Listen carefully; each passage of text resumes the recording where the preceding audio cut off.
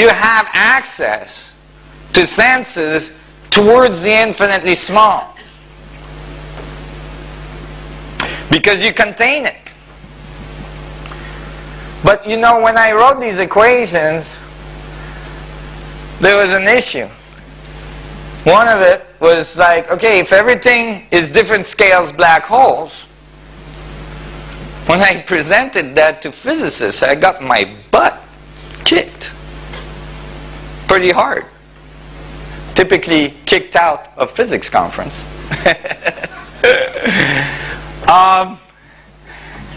Why? Because, you know, I've got an atom in there that I'm saying is a black hole. Is the atom really a black hole? And that brings us to that paper I just published that's so controversial. And I assure you, I'm still dodging plenty of tomatoes and rotten eggs. Right? That paper is called a Schwarzschild proton, and it's kind of a bombshell. In very simple mechanical equations that I'm going to show you right now, I prove that the atom is a mini black hole. And how did I do that? Well, I looked at it this way.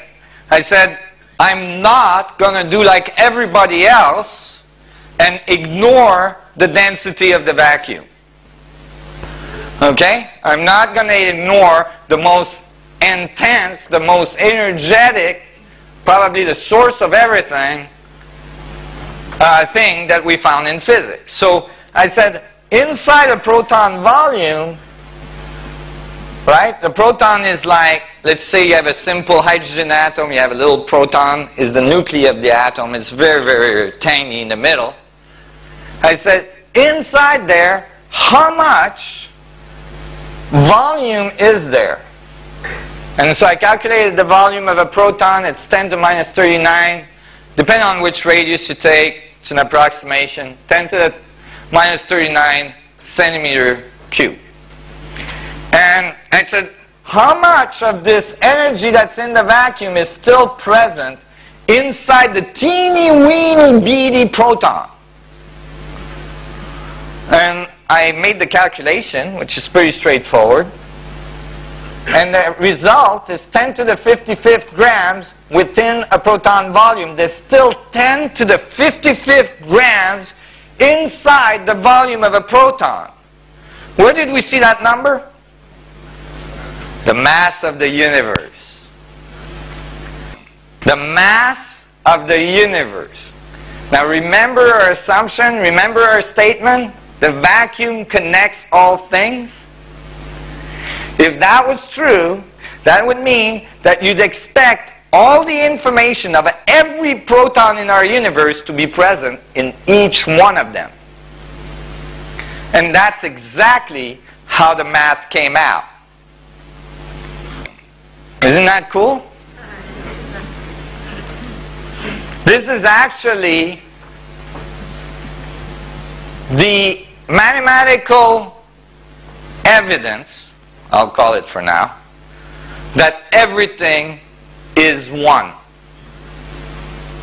Alright? Now, no longer just a concept, no longer a dogma, now it's a mathematical, physical evidence. Like that? Yeah, right on. I thought that was cool. I didn't mention it in that paper. I didn't talk about oneness, you know. Don't want to be too obvious in those papers. I said, oh, you know, this number is evidence that all protons are entangled. Right? You know?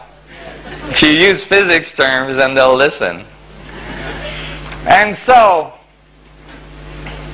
this is all nice, you know, this 10 to the 55th gram per proton volume. Remember, 10 to the 55th gram is enough to make the whole universe a black hole. So obviously, if I take all of that as the mass of the unit of the proton, no doubt the atom is a black hole. But actually, how much of that do I need to take? Very little. In fact, if I only use 10 to the minus 39%, a very teeny, weeny, beady little amount of 10 to the 55th grams of energy, the proton becomes a black hole. The atom is a black hole. And so in this paper, in some ways, you could say that I'm saying that the vacuum is feeding all atoms.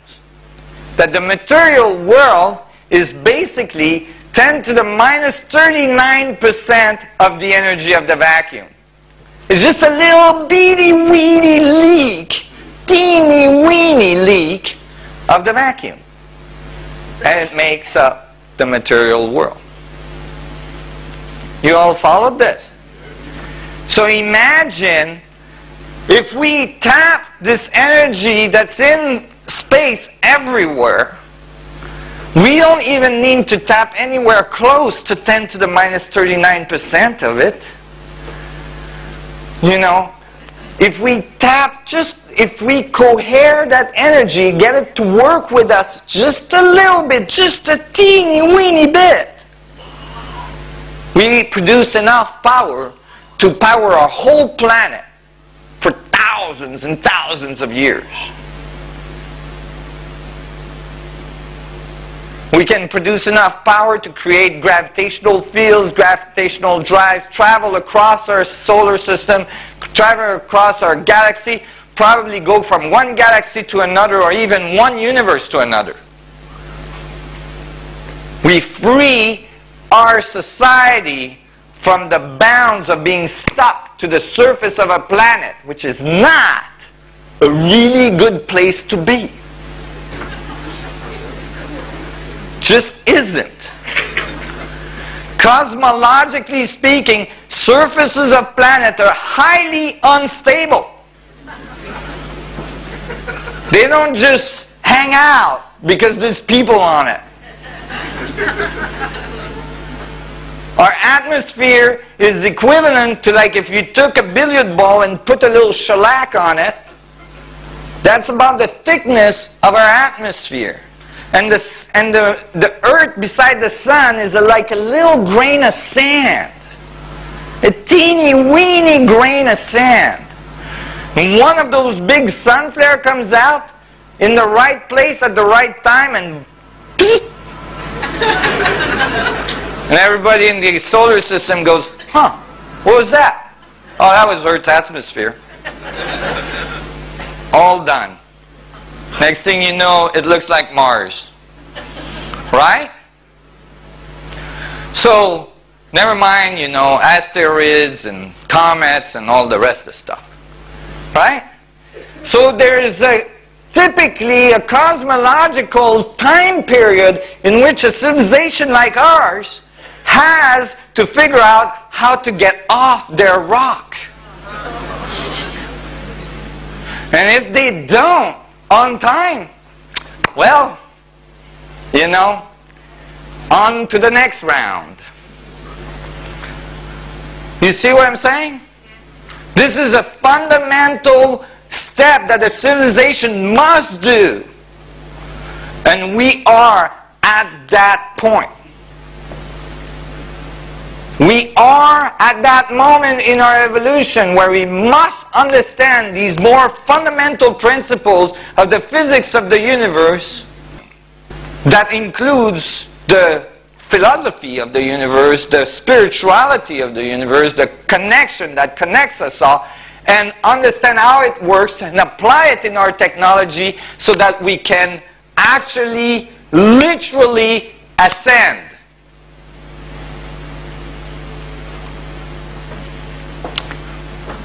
So, after all this rant,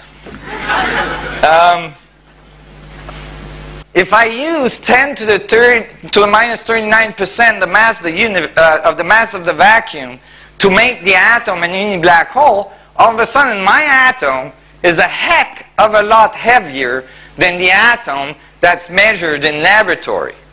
So the mainstream is really not happy with that. You can imagine. In fact, my atom is 10 to the 39 orders of magnitude larger than the standard proton. So, you know, you would think, oh my God, it's got to be wrong, right? 10 to the 39 orders of magnitude wrong. Right? Well, the first thing I did, I said, well, if I'm that wrong, this, you know, it shouldn't work in a scale. So I took a scaling law. This time I took the mass against the radius, and I put all the objects in the universe I could find, you know, universe, this is the Planck's mass, the Planck's distance, and then, you know, galaxies, quasars, the sun, the earth, pulsars, and this is the Schwarzschild proton, this is the black hole proton, and this is the standard model proton. So, you know, this is straight off data. This is not really debatable. Obviously, this data point is in the wrong place. Why is that? It's because our way of measuring the mass of the proton, and just so you know, in physics, mass has not been defined. They don't tell you where it comes from. Right? Is to knock the proton out by shooting particles at it.